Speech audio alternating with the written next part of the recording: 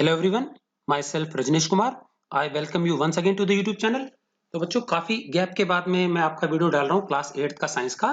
ठीक है, तो अब से ये वीडियोस आपको रेगुलरली मिलेंगे। ठीक है, तो इससे पहले हमारे 3 चैप्टर्स हो चुके हैं साइंस के। सो क्लास 8 का साइंस का ये चैप्टर नंबर 4 है, जो कि लगभग 3 या 4 पार्ट्स में होगा। तो चैप्टर हमारा है मेटल्स एंड नॉन मेटल्स। तो आई होप पीछे के जो तीनों चैप्टर्स हैं हमारे, वो आपने अच्छे से सारे वीडियोस देख करके समझ लिए होंगे।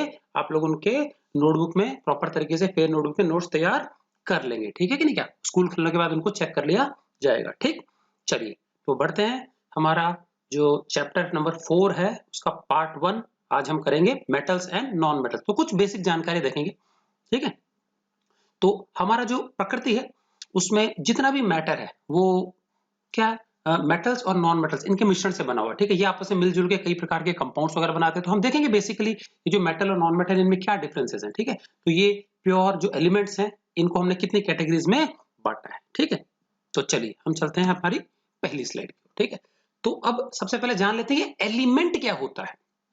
एलिमेंट का मतलब होता है तत्व। ठीक है, हमारी जो प्रकृति है, हमारा जो नेचर है ना, हम जितनी भी चीजें नेचर में अपने आस पड़ोस में चारों ओर देखते हैं, हर वस्तु हर चीज किसी न किसी सब्सटेंस की बनी हुई है। ठीक है, और ये बेसिकली 92 प्रकार के प्योर सब्सटेंसेस हैं जिनको हम तत्व या फिर एलिमेंट कहते हैं। ठीक है कि नहीं? क्या तो अब एलिमेंट क्या होता है? हमारा जो भी मैटर है वो बहुत छोटे छोटे पार्टिकल्स का, कणों का बना होता है, जिनको हम एटम्स बोलते हैं। ठीक है, और एक ही जैसे एटम्स का बहुत बड़ा समूह, वो क्या कहलाता है? एलिमेंट। तो एलिमेंट क्या है? एक प्योर सब्सटेंस है which is made up of only one kind of atoms. समझ में आ गया? तो इस प्रकार से हमारी पूरी प्रकृति में 92 प्रकार के नेचुरल एलिमेंट्स हैं, और फिर कुछ मनुष्य ने सिंथेसाइज भी किए हैं, कुछ मैन मेड या सिंथेटिक एलिमेंट्स भी हैं। तो कुल मिला के टोटल 116 एलिमेंट्स हैं, जिनमें से 92 तो प्राकृतिक है। ठीक है, और बचे कुछ ऊपर के जो भी है 16 और 8 कितने हो गए? 24। ये हमारे सिंथेटिक एलिमेंट्स है। ठीक है, तो जो नेचुरल एलिमेंट्स है वो हाइड्रोजन सबसे छोटा एलिमेंट है, वहां से स्टार्ट होकर के 92 नंबर पे जो एलिमेंट आता है सबसे बड़ा नेचुरल एलिमेंट वो है यूरेनियम। ठीक है ना? तो ये जो एलिमेंट्स हैं ये हाइड्रोजन से यूरेनियम तक है, 92 इनकी संख्या नेचुरल प्राकृतिक। ठीक है, और ऊपर के जो एलिमेंट्स हैं वो मैन मेड सिंथेटिक हैं, वो अनस्टेबल है। द मोमेंट हम उसको बनाते हैं कुछ समय बाद अपने आप डिसइंटीग्रेट होकर टूट फूट के वो नष्ट हो जाते हैं, तो टिकाऊ नहीं है, तो उनसे चीजें बनती नहीं, निर्माण नहीं हो सकता, उनको हम स्टोर करके नहीं रह सकते, क्योंकि 92 जो है ये लगभग लगभग स्टेबल एलिमेंट्स हैं। सो whatever things we see around us, they are made up of only and only these 92 elements. ठीक है, फिर अलग अलग प्रकार के एलिमेंट्स आपस में जुड़ करके कंपाउंड्स बनाते हैं। ठीक है, तो वो देखेंगे बाद में कंपाउंड क्या होता है, कैसे बनता है। ठीक, तो एलिमेंट्स समझ में आ गया। तो बेसिकली 116 है, और प्राकृतिक कितने हैं उसमें से? 92। हिंदी में एलिमेंट को बोलते हैं तत्व बोलते हैं।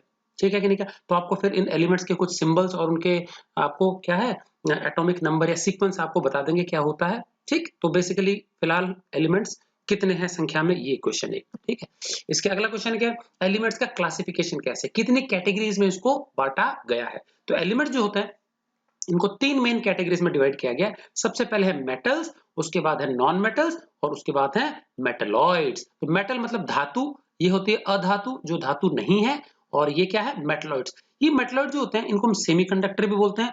इनमें ऑलमोस्ट हम मान सकते हैं कि दोनों का सम्मिश्रण है, दोनों का गुण है, मेटल नॉन मेटल दोनों का गुण है, और इनमें मेटल का गुण कम है, नॉन मेटलिक गुण ज्यादा है। तो हम इसको 10-90 का रेशियो मान सकते हैं कि 10% तो ये मेटेलिक गुण होता है और 90% इसमें नॉन मेटलिक गुण होता है। तो ये एक तरह से नॉन मेटल्स के ज्यादा निकट के संबंधी है। ठीक है, लेकिन थोड़ा बहुत कंडक्टिविटी शो करता है। ठीक है, तो बहुत ज्यादा नहीं है, ये 6 ही है सेमीकंडक्टर्स। ठीक है, मेटल्स हमारे टोटल 63 है, और फिर बचे कुछ क्या है? Non metals. समझ में आ गया? टोटल 92 में से तो ये 63 हो गए, ये 6 हो गए 69, और 69 के बाद में 92 में से सब्ट्रैक्ट कर लेंगे, कितना आ गया?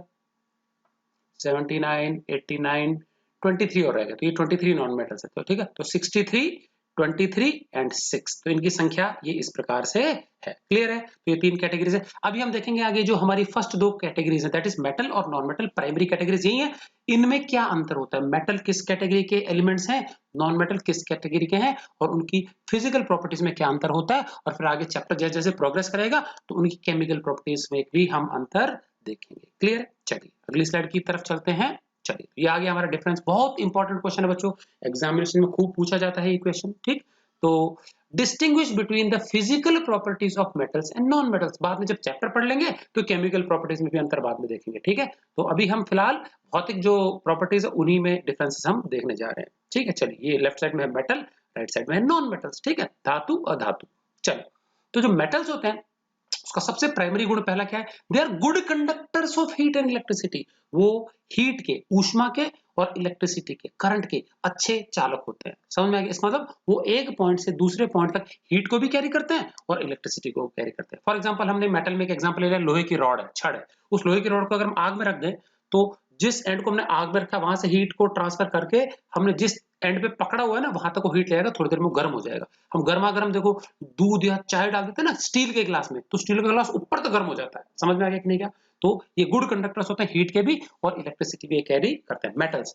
जबकि नॉन मेटल जो होते हैं ना, ये बैड कंडक्टर्स है, ये ना तो हीट अच्छी तरह कैरी करते हैं ना ही ये इलेक्ट्रिसिटी। इलेक्ट्रिसिटी के पुअर कंडक्टर्स है, बैड कंडक्टर्स है, हीट के भी है, ठीक है। ये हो गए नॉन मेटल्स का गुण, ठीक। उसके बाद जितने भी मेटल्स हैं वो सारे के सारे रूम टेम्परेचर पे, साधारण रूम टेम्परेचर नॉर्मली 25 डिग्री के आसपास माना जाता है, 25 से 30 के बीच में, ठीक है। तो रूम टेम्परेचर पे सारे मेटल्स जो होते हैं वो सॉलिड होते हैं, सिवाय मर्क्यूरी को छोड़ के और गैलियम को छोड़ के। मर्क्यूरी गैलियम ऐसे मेटल्स हैं जो कि क्या है, लिक्विड होते हैं। तो मर्क्यूरी तो नॉर्मली 0 डिग्री सेल्सियस तक भी लिक्विड ही होता है, जबकि गैलियम जो होता है ये नियरली 30 डिग्री के आसपास मेल्ट हो जाता है। तो अगर हम हमारे हाथ में, भाई हमारा ह्यूमन बॉडी का टेम्परेचर कितना होता है, 37 होता है डिग्री सेल्सियस। तो अगर हम गैलियम को हमारे हाथ में भी पकड़ लेंगे ना तो हमारे हाथ की गर्मी से ये पिघल जाएगा, क्योंकि हमारे हाथ का टेम्परेचर इसके मेल्टिंग पॉइंट से अधिक है। समझ में आ गया कि नहीं? ऐसी एक और है सीजियम है, वो भी लो मेल्टिंग है। अदरवाइज मर्क्यूरी एक ऐसा मेटल है जो कि हमेशा लिक्विड स्टेट में होगा, रूम टेम्परेचर पे 0 डिग्री के ऊपर हमेशा लिक्विड स्टेट में पाया जाएगा, ठीक है कि नहीं? क्या तो मर्क्यूरी एंड गैलियम ये लो मेल्टिंग है लिक्विड से रूम टेम्परेचर पे। इसके अलावा सारे मेटल सॉलिड होते हैं, ठीक है। चलिए, अब बात कर लेते हैं नॉन मेटल्स की। नॉन मेटल जो होता है रूम टेम्परेचर पे तीनों ही भौतिक अवस्थाओं में पाए जाते हैं। इनमें सॉलिड भी हो सकते हैं वो रूम टेम्परेचर पे, कुछ लिक्विड भी हो सकते हैं और कुछ गैसेस भी हो सकती है। समझ में आ गया कि नहीं? क्या तो सॉलिड में हमारा नॉन मेटल्स जो है फॉर एग्जांपल आ गया सल्फर, फास्फोरस आ गया। लिक्विड में जो नॉन मेटल है सिर्फ एक ही। अच्छा, मजेदार बात है कि सॉलिड, ये दोनों ही मेटल और नॉन मेटल में लिक्विड एक एक ही होता है।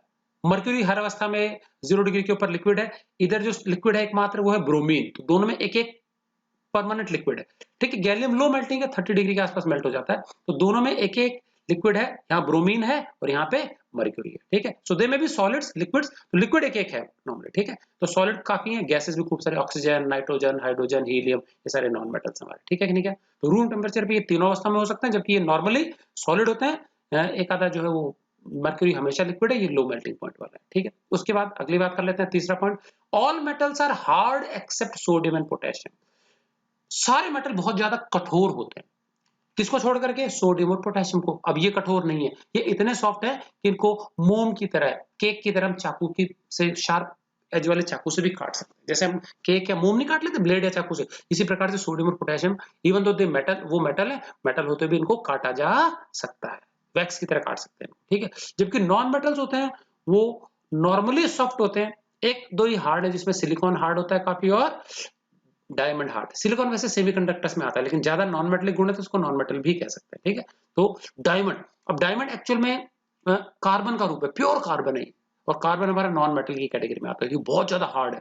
सबसे ज्यादा हार्ड प्राकृतिक मटेरियल है diamond. It is the hardest natural substance found on earth. समझ में आ गया? डायमंड, ठीक है।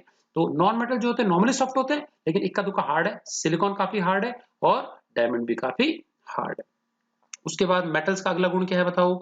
मेटल्स जो होते हैं लस्ट्रस होते हैं। लस्ट्रस मतलब चमकदार अपीयरेंस होता है। आप देखना, अंगूठी पहनी है किसी ने, चेन है गले में, लॉकेट है, जो भी मेटेलिक सरफेसेस है आपके बैग में, जो स्कूल बैग उसमें चेन लगी होती है ना, उसका छल्ला वगैरह है, की चेन है, ये सारी चमकदार अपीयरेंस वाली होती है। Metals they are shiny appearance, they have shiny appearance. जबकि जो नॉन मेटल्स होते हैं ना वो डल, फीके, चमकदार नहीं होते, डल होते हैं। वो समझ में आ गया? वो लाइट रिफ्लेक्ट नहीं करते, ठीक। उसके बाद सोनोरस। सोनो शब्द इज रिलेटेड विद साउंड, ठीक है। अगर मेटल को हम किसी हार्ड सरफेस पे, फर्श पे गिरा दें और या फिर दो मेटल्स को आपस में टकरा दें तो गूंजने वाली आवाज प्रोड्यूस होती है, खनखनाने की आवाज प्रोड्यूस होती है।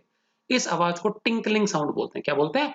Tinkling sound. आप सपोज एक कॉइन है, मेटेलिक है, उस कॉइन को या एक मुट्ठी कॉइन को फर्श पे गिरा दो, बर्तनों से भरा टोकरा फर्श पे गिरा दो तो बहुत अच्छा म्यूजिक आता है ना, बजने वाली। आपकी स्कूल की जो घंटी है वो भी अगर हम, जो पीतल की जो घंटी होती है उस पर अगर हम मेटेलिक हैमर से चोट करते हैं तो गूंजती है, मंदिरों को घंटी गूंजती है, बाइसिकल की घंटी गूंजती है ट्रिन ट्रिन करके।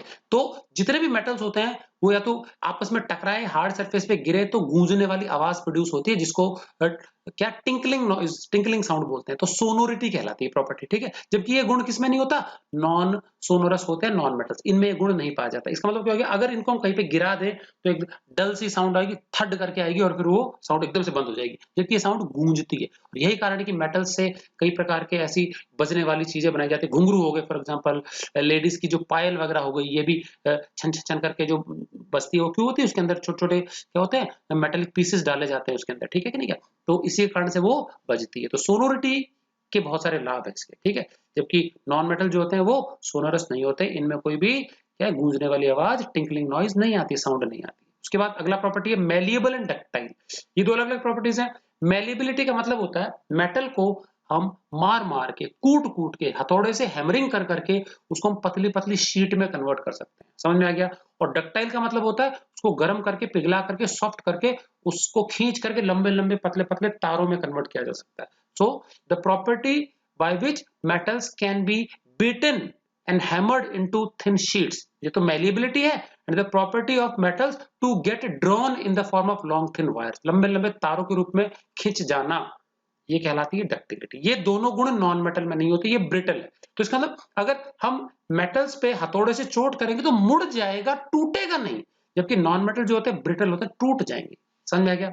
आपने देखा होगा पेंसिल की नोक है, कार्बन होता है वो, ग्रेफाइट, हथौड़े से मारेंगे तो टूट जाएगी। जबकि एक कील है, लोहे की पिन है, ऑल पिन है, उसको जोर जबरदस्ती करेंगे, चोट पहुंचेगा तो मुड़ जाएगी, बट वो टूटेगी नहीं। लोहे का तार है, मुड़ेगा, टूटेगा नहीं आसानी से। समझ में आ गया। तो ये मेलिबल मतलब समझ में आ गया। तो एम फॉर मेलिबल, एम फॉर मार मार के, कूट कूट के पतली शीट बना देना। डक्टाइल मतलब ability to get drawn in the form of long thin wires, इससे वायर बनाने की जो प्रॉपर्टी होती है वो। तो ये दोनों गुण इसमें नहीं होते, ठीक है कि नहीं। अब आपको एक बहुत इंपॉर्टेंट जानकारी दे दूं, सबसे ज्यादा जो मेलिएबल और डक्टाइल जो मेटल है वो है सोना, गोल्ड। समझ में आ गया बच्चों। अगर मैं 1 ग्राम सोना ले लूं ना, 1 ग्राम सोना, उससे लगभग ये देख लो 20 किलोमीटर लंबा तार बन सकता है, बारीक। 20 किलोमीटर, यहां से आप पाटन पहुंच जाओगे नीम थाने से, इतना लंबा बारीक तार बन सकता है, इससे, सोने से, ठीक है। इसी प्रकार से मेलेबल बहुत बारीक होते हैं, इतनी पतली पतली शीट बनाई जा सकती है कि हम उसको खा भी सकें। आपके हाथों में उतनी पतली सी शीट दे दी ना सोने की या चांदी की, तो आप महसूस भी नहीं कर पाओगे। तो नॉर्मली सोने की तो नहीं, लेकिन चांदी की ऐसी पतली पतली शीट्स को मिठाइयों में भी यूज करते हैं। आपने देखा होगा काजू कतली वगैरह जो होती है उसके ऊपर जो सिल्वर का फॉइल लगाई जाती है, या कई जो आपके ये आते हैं ना, पान मसाला वगैरह आता है, इसके ऊपर भी जो ये आते हैं अपने इलायची के जो दाने आते हैं, इसके ऊपर भी क्या किया जाता है, वो सिल्वर पर्ल्स जिसको बोलते हैं, ठीक है। तो वहां पे भी सिल्वर यूज होता है। च्यवनप्राश जो आता है डाबर का, सोना चांदी च्यवनप्राश, उसमें सोने और चांदी की फॉइल वगैरह यूज होती है, ठीक है। मिठाइयों के ऊपर ये यूज होता है, गुलाब जामुन के ऊपर यूज होता है, ठीक है। तो बहुत पतली पतली इसकी फॉइल बनाई जा सकती है, कूट कूट के हैमर करके। फिर उसके बाद हमारी जो टिन शेड है वो बनाई जाती है, जो छत पे हम लगाते हैं ना, कोरुगेटेड, जो ऐसे ऐसे जो धारी वाली जो रूफ होती है, तो वो मेलेबिलिटी के कारण ही संभव है। तो पतली पतली शीट्स, हमारे घर में एल्यूमिनियम की फॉइल देखने को मिलता होगा आपको, जो हम खाना वाना पैक करते हैं ना, एल्यूमिनियम की फॉइल, जो कि शादी समारोह में खूब काम में लेते हैं। तो ये मेलेबिलिटी के कारण ही संभव होता है, मेटल्स में गुण होता है, ठीक। चलिए उसके बाद, they have high melting point and boiling point. ये बहुत ज्यादा हाई तापमान पे ही पिघलते हैं और बहुत ज्यादा हाई तापमान पे ही उबलते हैं। जबकि नॉन मेटल जो होता है, इनका बॉइलिंग पॉइंट और मेल्टिंग पॉइंट दोनों ही क्या होता है, कम होता है, काफी लो होता है। उसके बाद अगला है, metals have high tensile strength. Tensile strength का मतलब होता है खिंचाव झेलने की क्षमता, समझ में आ गया। जबकि ऐसी टेंसाइल स्ट्रेंथ नॉन मेटल्स में कम होती है। तो अब समझ लेते हैं क्या मतलब है। अगर मैं सपोज किसी एक ऊपर किसी हुक से एक तार लटका दूं और उस तार पे मैं धीरे धीरे वजन बढ़ाता जाऊं, उस तार पे हुक लटका के वजन बढ़ाता जाऊं, 1 kg, 2 kg, 3 kg, तो बहुत सारा वजन झेल लेगा वो टूटने से पहले। तो बहुत उनको खींचना पड़ता है तार को, तब जाके वो कहीं मुश्किल वो टूटता है, बहुत ज्यादा वजन झेल पाता है। तो उनकी जो खिंचाव झेलने की क्षमता है वो जबरदस्त होती है। और यही कारण है कि जब हम लोग घर बनाते हैं तो घर में कितना सारा मटेरियल लगता है, छत पे कितना कंक्रीट वजन होता है, तो उस पूरे वजन को झेलने के लिए उसके अंदर हम आयरन का जाल बिछाते हैं, लेंटर जिसको बोलते हैं ना। आपने देखा होगा छत में, बीम में, ये लोहे के बार सरिये क्यों हम कंस्ट्रक्शन के लिए यूज करते हैं, आरसीसी कंस्ट्रक्शन में, it is because they have high tensile strength. तो बिल्डिंग को गिरने नहीं देते, मजबूती से वो बहुत ज्यादा भारी वजन को भी रोक के रखते हैं। समझ में आ गया। तो टेंसाइल स्ट्रेंथ जो होती है मेटल्स की, और यही कारण है कि उनको ब्रिजेस वगैरह में, गर्डर्स वगैरह जो होते हैं ना, लोहे के गर्डर्स, ब्रिजेस, पट्टियां डालते हैं तो मेटल के बार यूज करते हैं, उनकी दबाव झेलने की, खिंचाव झेलने की क्षमता बहुत जबरदस्त होती है, जबकि नॉन मेटल में ऐसा कोई गुण होता नहीं है। ठीक है, ये थे बेटा हमारे प्रॉपर्टीज किसकी, distinction between metals and non metals. ठीक है, चलिए आगे चलेंगे हम अगले क्वेश्चन की ओर। Okay, what are the two states in which metals occur in nature. ये जो मेटल्स होते हैं, धातुएं होती हैं, बहुत काम की चीजें हैं। ठीक है, तो अब ये जो मेटल्स हैं, ये हमारी प्रकृति में किन किन अवस्थाओं में मिलते हैं। ठीक है, तो जो भी मेटल्स हमारी प्रकृति में पाए जाते हैं, उनकी दो अवस्थाएं होती हैं। क्या दो अवस्थाएं? एक होती है नेटिव स्टेट और फ्री स्टेट। इसका मतलब क्या होता है कि कुछ मेटल्स ऐसे होते हैं जिनकी दूसरे के साथ, दूसरे एलिमेंट्स के साथ रिएक्ट करने की क्षमता न के बराबर होती है, बहुत ही कम रिएक्टिव होते हैं, दूसरे से रिएक्ट ही नहीं करना चाहते। अब रिएक्ट करने का क्या मतलब है, what do you mean by reactivity? तो समझेंगे कि जितने भी एलिमेंट्स होते हैं ना, इनके पास कुछ संख्या में इलेक्ट्रॉन्स होते हैं। ठीक है, अब ये तीन कैटेगरी में हम बांट लेते हैं इनको। ठीक है, तीन कैटेगरी में क्या बांट लेते हैं, समझना ध्यान से। कुछ एलिमेंट्स ऐसे हैं जिनके पास जितने उनके पास इलेक्ट्रॉन होने चाहिए उससे कम है। समझ में आ गया? जितनी उनको आवश्यकता है उससे कम है। Then there is another category of elements, उनके पास जितने इलेक्ट्रॉन्स होने चाहिए उससे ज्यादा है, आवश्यकता से अधिक है। और तीसरी कैटेगरी वो है जिनके पास जितने इलेक्ट्रॉन्स उनको उनके पास होने चाहिए बिल्कुल एग्जैक्टली उतने ही है। समझ में आ गया? तीन कैटेगरी। कुछ ऐसे जिनके पास आवश्यकता से कम है, कुछ के पास आवश्यकता से ज्यादा है, और कुछ है जिनके पास परफेक्टली उतने ही है जितने की उनको आवश्यक है। अब मुझे बताओ, इन तीनों प्रकार के एलिमेंट में से सबसे संतुष्ट कौन से होंगे, जिनको कोई चिंता ही नहीं होगी? तीसरी वाली कैटेगरी, जिनके पास बिल्कुल फिक्स जितने होने चाहिए उतने ही। समझ में आ गया कि नहीं? क्या ये बिल्कुल वैसे जैसे बच्चों आपको सपोज भूख लगी है और आपको दो चपाती खाने के लिए चाहिए, दो चपाती की भूख लगी है और आपको दो ही मिल जाए तो उससे बढ़िया और क्या चाहिए? पेट भर जाएगा ना। अब मान लीजिए आपको दो चपाती खानी है और दो में से आपको आधी ही मिल पाए तो भूखे रह जाओगे। और मान लो दो चपाती खानी है लेकिन आपके सामने कोई चार या पांच परोस देगा और बोलोगे ठूसो खाओ इसको जबरदस्ती, तो वो भी अच्छी बात नहीं है। समझ में आ गया कि नहीं? क्या तो दोनों में बर्डन है, कम मिला तो परेशानी, ज्यादा है तो परेशानी, ज्यादा का करेंगे क्या? तो जो सबसे बढ़िया चीज है वो कौन सी है, जितना चाहिए उतना ही मिले। तो जितने भी हमारे 92 नेचुरल एलिमेंट्स हैं ना बच्चों, उनमें से सिर्फ सिर्फ 6 एलिमेंट ऐसे हैं जो बिल्कुल परफेक्टली फिक्स संख्या में जिनके पास जितने इलेक्ट्रॉन्स होने चाहिए उतने ही होते हैं। ये कहलाती है नोबल गैसेस। नोबल मतलब महान है, ये रिएक्ट नहीं करती। ठीक है, और अब बाकी जो दोनों कैटेगरी है ना, वो उसमें गड़बड़ है। समझ में आ गया कि नहीं? क्या उसमें क्या है, गड़बड़ है। ये बिल्कुल वैसा ही है जैसे अमीर और गरीब होता है ना। गरीब के पास पैसे नहीं होते तो वो इसी चिंता में लगा रहता है कि मैं पैसे कहां से लाऊं और कहां से क्या लूं, कैसे लूं। और जो अमीर होता है उसको इस बात की चिंता कि मैं कहां छिपाऊं, कहां रखूं, क्या करूं इसका, उसके पास वो प्रॉब्लम है, टेंशन है। ठीक है, और जो देखा होगा साधु संत होते हैं उनको कोई टेंशन नहीं है। समझ में आ गया कि नहीं? का उनको पैसे मोह माया इससे कोई मतलब नहीं है। ठीक है कि नहीं? क्या नोबल पीपल। सो इसी प्रकार से जो हमारी नोबल गैसेज है वो सिर्फ और सिर्फ 92 में से 6 हैं। मैं नाम बता रहा हूं, गौर करना। सबसे पहली नोबल गैस हमारी हीलियम, सबका नाम में अम आएगा, हीलियम। किसी में ऑन भी आएगा, हीलियम। सेकंड नंबर वाली हमारी है नियॉन, फिर आर्गन, फिर क्रिप्टॉन, जिनॉन, रेडॉन। सब में ऑन है, एक में ईएम है। ठीक है, तो हीलियम, फिर उसके बाद HELIUM हीलियम। सेकंड नंबर पे क्या बताया मैंने, neon, NEON neon. Third number में मैंने बताया argon, ARGON argon. Fourth number पे बताया मैंने क्रिप्टॉन, KRYPTON। उसके बाद XENON xenon, and last one is RADON radon. 6 तो है नोबल गैसेस। चलो ये 6 हटाओ।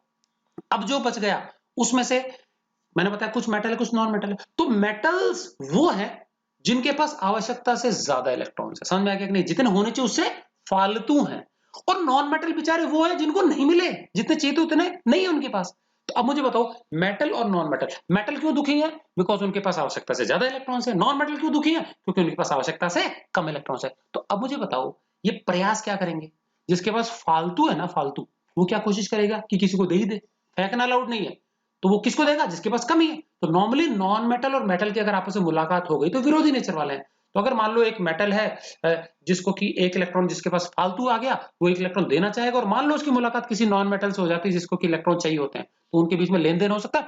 यही लेन देन रिएक्टिविटी कहलाता है। और इसी कारण जो आपस में क्या कर लेते हैं, साझेदारी कर लेते हैं, रिएक्ट कर लेते हैं। और रिएक्ट करने के बाद जो चीज बनेगी कंबाइंड स्टेट, वो कंपाउंड कहलाता है। समझ में आ गया? तो नेटिव स्टेट में जो नॉर्मली मेटल्स होते हैं ना, मेटल्स, उसमें से कुछ ऐसे मेटल्स हैं जो कि आसानी से रिएक्ट नहीं करते। समझ में आ गया कि नहीं? का वो इलेक्ट्रॉन्स का लेन देन नहीं करते हैं। तो जितने भी हमारे मेटल्स हैं उनमें से कुछ ऐसे हैं दो चार जो कि नेटिव स्टेट या फ्री स्टेट पाए जाते हैं, मतलब they prefer not to react with others, वो इलेक्ट्रॉन का लेन देन नहीं करते हैं और इसी कारण से वो रिएक्ट नहीं करते हैं, वो जैसे हैं वैसे ही पड़े रहना चाहते हैं प्रकृति में, आसानी से रिएक्ट नहीं करते। ठीक है, ऐसा नहीं कि हम इसके कंपाउंड नहीं बना सकते ठाट से जबरदस्ती, बट अपने आप इनकी इच्छा हो तो इजीली रिएक्ट नहीं करते। तो certain unreactive metals are found in this state, तो कुछ फ्री स्टेट में आ गया तो वो कंपाउंड नहीं बनाते नॉर्मली, इसी अवस्था में वो पाए जाते हैं नेचर में। तो इसमें आ गया हमारे Au मतलब गोल्ड, Ag मतलब सिल्वर, Pt मतलब प्लेटिनम, Cu मतलब कॉपर। ये अनरिएक्टिव है, बहुत ही कम रिएक्टिव। कॉपर के कुछ कंपाउंड्स बन जाते हैं, प्लेटिनम के बहुत ही कम होते हैं, सिल्वर गोल्ड के ना के बराबर, इक्के दुक्के होंगे बस खाली, तो ज्यादातर कंपाउंड बनाना पसंद नहीं करते। अब दूसरे कौन से हैं, कंबाइंड स्टेट में जो पाए जाने वाले मेटल्स हैं। अब ये क्या है, they are reactive metals mainly occur in this state. तो ज्यादातर जो रिएक्टिव मेटल्स हैं, अधिकतर कैटेगरी, बड़ी कैटेगरी इसके, ये इजीली रिएक्ट कर जाते हैं इलेक्ट्रॉन्स के लेन देन के कारण, तरह तरह के कंपाउंड्स बनाते हैं। तो दे कंबाइन, जुड़ जाते हैं with other elements to form compounds. तो एलिमेंट में नॉर्मली मेटल नॉन मेटल के बीच में कंपाउंड्स बन जाएंगे, मेटल इलेक्ट्रॉन दे देगा, नॉन इलेक्ट्रॉन ले लेगा, और इसके बीच में उनका क्या साझेदारी बन जाती है, वो ग्रुप में इकट्ठा रहने लगते हैं। तो ये इस प्रकार के जो स्ट्रक्चर्स होते हैं वो कंपाउंड कहलाते हैं। ठीक है, तो कुछ एग्जांपल्स जो कंबाइंड स्टेट में मेटल्स पाए जाते हैं, हजारों की संख्या में कंपाउंड्स बनाते हैं। तो sodium, potassium, calcium, magnesium, iron, aluminium, zinc. तो इनके सिंबल्स हैं, Na मतलब सोडियम, K मतलब पोटेशियम, Ca मतलब calcium, Mg magnesium, Fe iron, Al aluminium and Zn is zinc. समझ में आ गया। तो ये थे हमारे क्या है, मेटल्स एंड नॉन मेटल्स के जो मेटल्स के दो स्टेट्स, अवस्थाएं। फ्री स्टेट कंपाउंड बनाते नहीं है, unreactive, and combined state compound बनाते हैं, रिएक्टिव है। ठीक है, चलिए, तो ये थे हमारे दो मेन स्टेट्स जिसमें कि मेटल्स पाए जाते हैं प्राकृतिक रूप से। चलिए आगे देखते हैं मेटलर्जी क्या है। तो इस मेटलर्जी शब्द में छुपा मेटल। मैं जैसे कि बताया, मेटल जो होता है, धातु, किसी भी देश की अर्थव्यवस्था के लिए बहुत जरूरी है। देखो लोहा हमारे कितना काम आता है, एल्यूमिनियम कंस्ट्रक्शन वर्क में कितना काम आता है, कॉपर इलेक्ट्रिसिटी वायर्स वगैरह होते हैं, तो जगह जगह काम आते हैं मेटल्स। ठीक है, अब ये आते कहां से मेटल, हम धरती को खोद करके, माइनिंग करके कई प्रकार के कंपाउंड्स निकालते हैं। समझ में आ गया, ये सारे कंपाउंड मिनरल्स कहलाते हैं। क्या कहलाते हैं, खनिज, मिनरल्स। फिर इन खनिजों में से कुछ कुछ खनिज ऐसे होते हैं जिनको प्रोसेसिंग करके, रिफाइनिंग करके कोई ना कोई मेटल उससे प्रॉफिटेबली निकाल बाहर करना संभव होता है। तो एक्सट्रैक्शन मतलब निष्कर्षण। समझ में आ गया। तो मान लीजिए हमने कोई भी ओर निकाला, या कोई भी मिनरल खनिज खोद के निकाला, इनऑर्गेनिक कंपाउंड जो धरती के गर्भ में मिलेगा, गहराइयों में, और उसको खोदने के बाद में उसको हमने पाउडर किया, तोड़ा फोड़ा, पीसा, चूरा किया, इम्प्योरिटी साफ की, और उसमें से सपोज हमने कोई भी मेटल निकाल बाहर किया, और वो मेटल में अब लाभ होना चाहिए। लाभ कैसे, मान लो हमने 100 क्विंटल खनिज हमने बाहर निकाला, या 1 क्विंटल, चलो 1 क्विंटल खनिज हमने बाहर निकाला। ठीक है, अब 1 क्विंटल खनिज बाहर निकालने के बाद में सपोज हमारे 5,000 रुपए खर्च हो गए। ठीक है, और फिर सपोज 5,000 रुपए खर्च होने के बाद में हमको उससे कोई मेटल मिला, और उस मेटल को बेच के सपोज हमको 20,000 रुपए मिले। सपोज कितने हजार रुपए मिले, 20,000 रुपए मिले। तो 5,000 रुपए खर्चा हटा करके भी 15,000 रुपए का तो प्रॉफिट हुआ।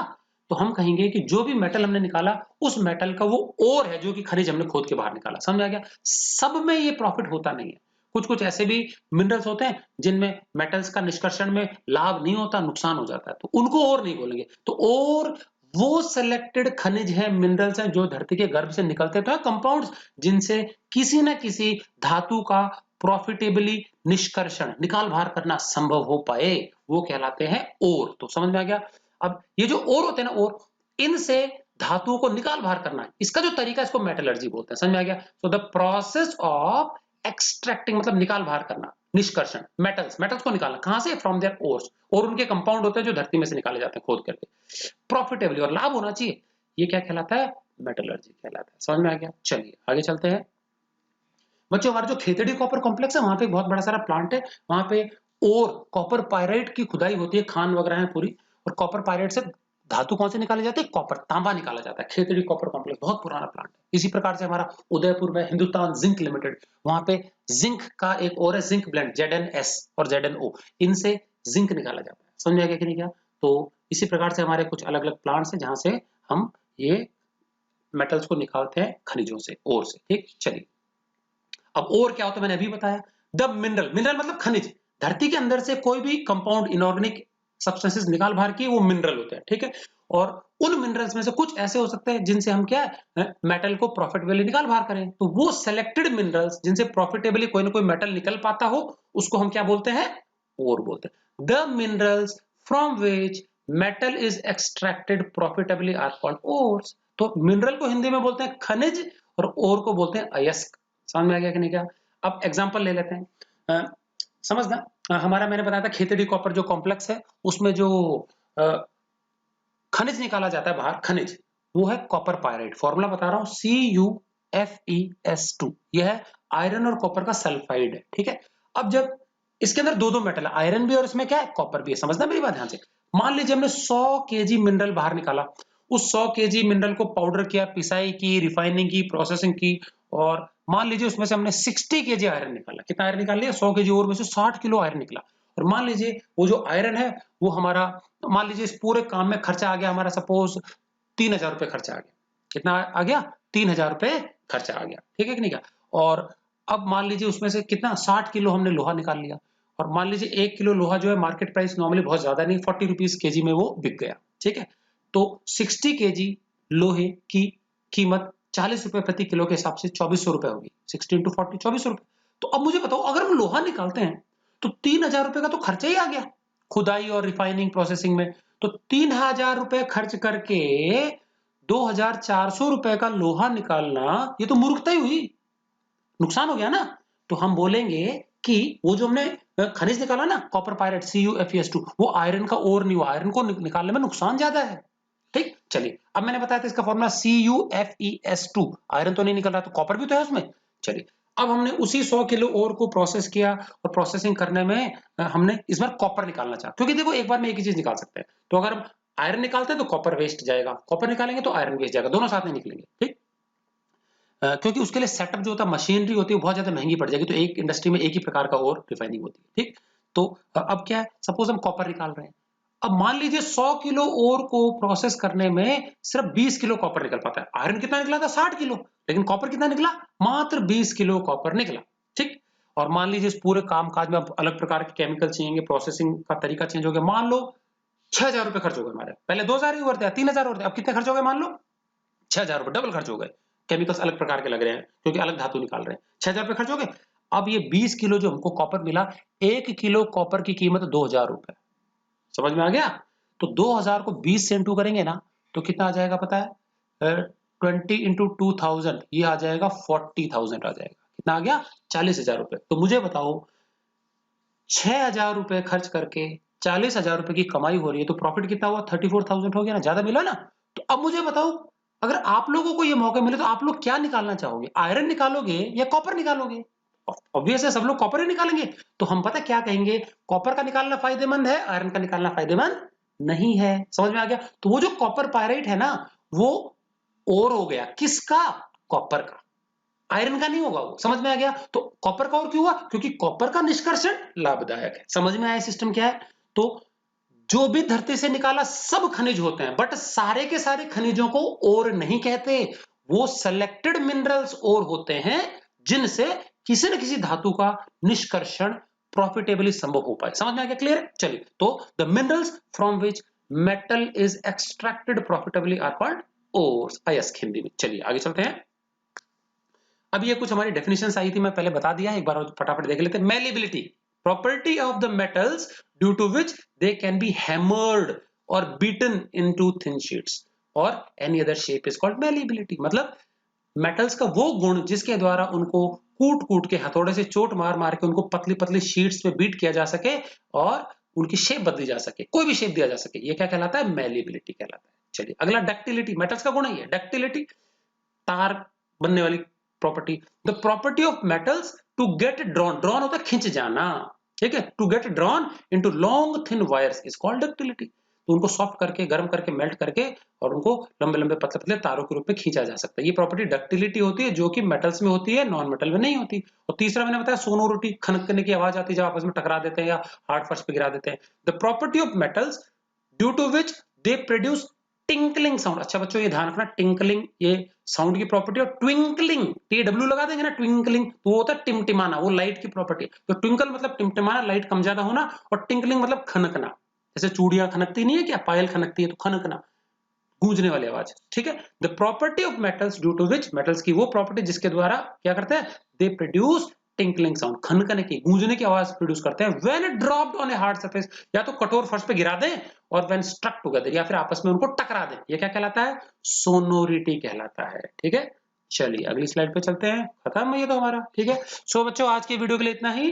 छोटे छोटे बनाएंगे अभी, आप लोग इसको अच्छे से समझ करके ढंग से इसको पूरा देख करके नोट कर लेंगे नोटबुक में। ठीक है, तो नेक्स्ट वीडियो हमारा शायद कल या परसों तक आ जाएगा। So till then goodbye and thank you for watching.